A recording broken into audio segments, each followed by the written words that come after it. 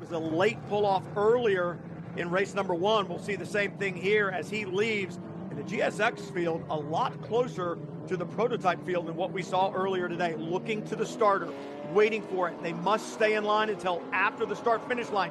Green flag waves, you've got to stay in line. And already that second place car in prototype moves over behind Jagger Jones. We'll have to see what the officials say about that. In contact there, I think that was Woolridge that made the move and Aga Khani into the side of him before they get to turn 1. Yeah, and Aga Khani looks like he might have picked up a little left front damage there at number 6 car. That's the car that leads the championship. Yeah, he's got a problem with that car. A lot of smoke coming off their tyre rub. That's going to spell potential disaster for Stephen Aga Khani. He's got to be careful here.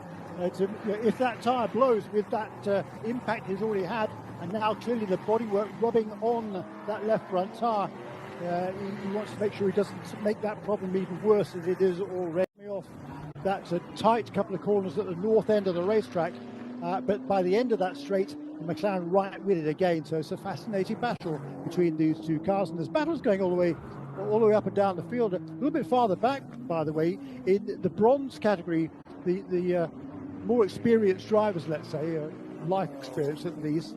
It's the car that won this morning, Michael Dayton in a Swiss Motorsports BMW car number 12 that leads the class. There's Mirko Schultes off the road to get at turn 10, a quick spin this time. He's been struggling with the handling of that car all weekend. And he told me yesterday he wasn't happy at all. He said he spun several times yesterday in the practice sessions, which, as he said himself, is unusual for him because he's generally a pretty safe driver.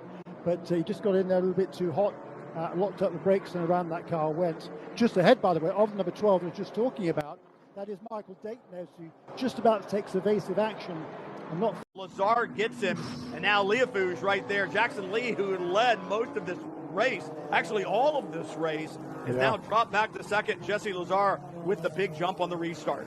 Yeah, I didn't really see what happened to him there, but it certainly cost him a lot of ground. The other guy who lost out during that caution period was number 12. Michael Dayton in the Swiss Motorsports BMW car number 12. He had been leading the bronze category, but I don't know whether he missed the initial chance to take that pass around, because it's up to the drivers to make that decision, or teams and drivers to make that decision. But let's have a look here again at the restart. The green flag is waving here. There's a big gap back from the... I'd like to see the camera before that. You cannot pass until the green flag is waved, and the green flag waved, and they came into the shot, and Lazare was already there. Retook that, returned at 1 minute 10.872 in that leading car number 87. That's the aforementioned Mark Drummond, actually.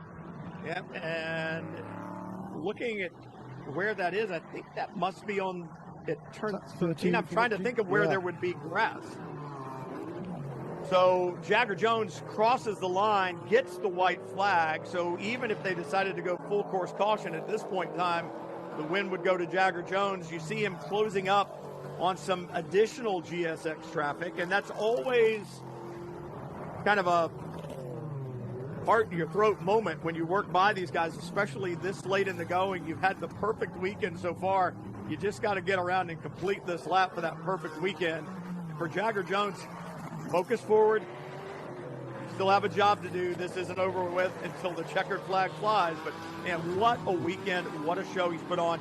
And he shows that he really deserves to be in sports car racing. Yeah, hats off to Remy Lantain here and that Fast MD by Remstar team for giving this opportunity. He drove a super job for them at Michelin Raceway Road Atlanta at the end of last year. Luck didn't fall his way there. Hasn't really needed any luck this weekend. He's just driven a really exemplary style all the way through yesterday and today, Brian. It comes up towards the checkered flag. Jagger Jones, what a spring break to remember. St. Petersburg, Florida, not the beach, but the racetrack. 2 for 2.